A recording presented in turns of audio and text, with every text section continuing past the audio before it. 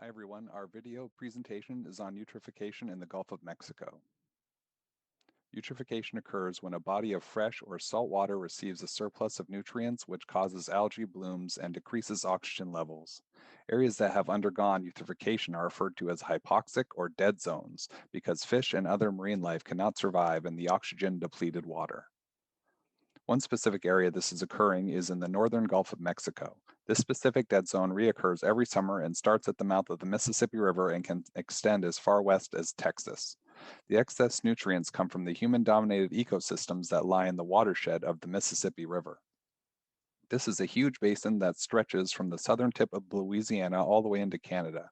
Eutrophication in the Gulf of Mexico can be characterized as a wicked problem due to several factors, including an undefined problem definition and solution, which is in part due to the sheer size of the Mississippi watershed, which touches 32 states and 2 Canadian provinces.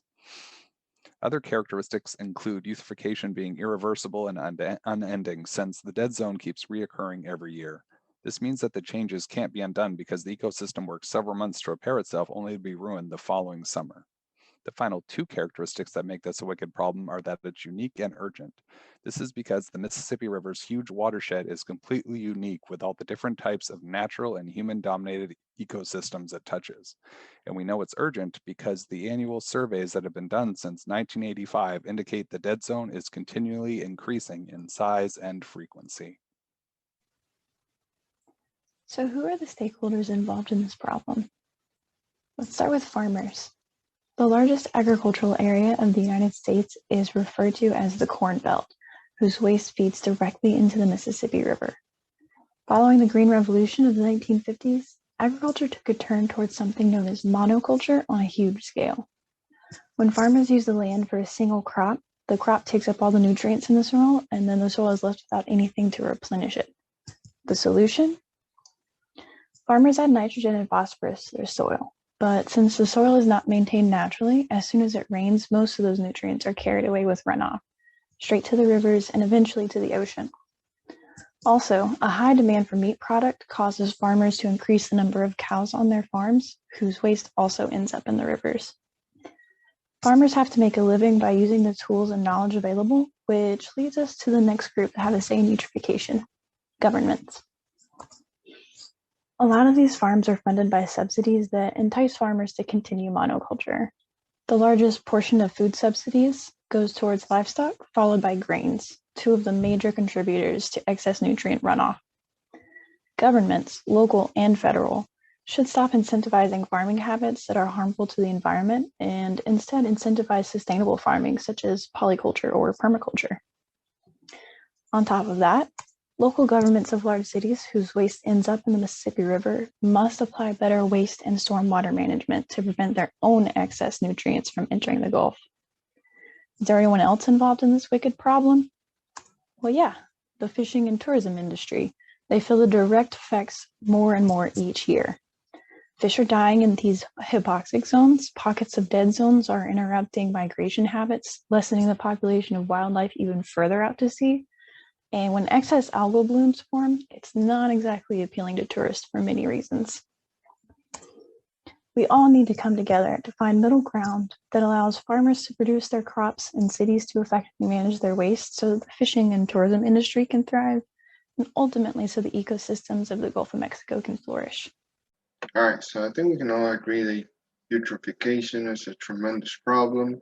And the reason why population and economic growth are factors to this problem is because as more people have access to internal combustion engines, more nitrogen and CO2 are released into the ecosystem. One of the biggest contributors to eutrophication is the runoff from agriculture, which is loaded with fertilizers that spike the growth of algae, thus creating hypoxia, and leads to the expansion of the dead zone in the Gulf of Mexico. As you can see, this is very bad, not only for humans, but also for the fauna and all the fishes that live in this area. Because an algae bloom has made some of the beaches in the Gulf of Mexico unsuitable for divers and for beachgoers, because it can create an allergic reaction in the skin of humans. Also, the ocean dead zone is now 6,000 square miles in the Gulf of Mexico where sea life can survive. As you can see in this picture, a lot of fish and a lot of other animals die because they do not have sufficient oxygen because all the bacteria that is breaking down the algae take up all the oxygen in the water. If steps are not taken to decrease the nitrogen and phosphorus outputs along the Mississippi River and its tributaries and waterways, we can just expect to see an increased growth in the hypoxic zones within the Gulf of Mexico, which will just lead to larger fish kills annually, the destruction of local flora and fauna, and it will also end up leading to a massive hit to the uh, fishing industry, which currently provides 40% of all domestic seafood for the United States and also supplies billions of dollars annually for the 5 states located within the Gulf of Mexico. However, there are very simple solutions to it. For instance, Chesapeake Bay saw a similar problem start occurring in the 70s, and they have taken steps to increase their subaquatic vegetation, which is a great indicator for the health of a given body of water, because it helps contribute to biodiversity and provides habitat, especially for animals that live in shallow waters like crabs and oysters, which Chesapeake Bay is very famous for. And they were able to accomplish that mostly by just decreasing the outputs from their water waste treatment plants. And you can see here just dramatic growth in subaquatic vegetation. And they have seen increase now in their fishing industry, especially in regards to crab and oyster farming.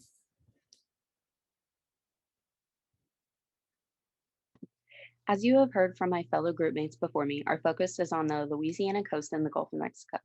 Unfortunately, the Louisiana coast is deeply affected by eutrophication, but according to scientists and experts, there are many ways in which we can help to reverse the effects of eutrophication. I will be going over a few in this video.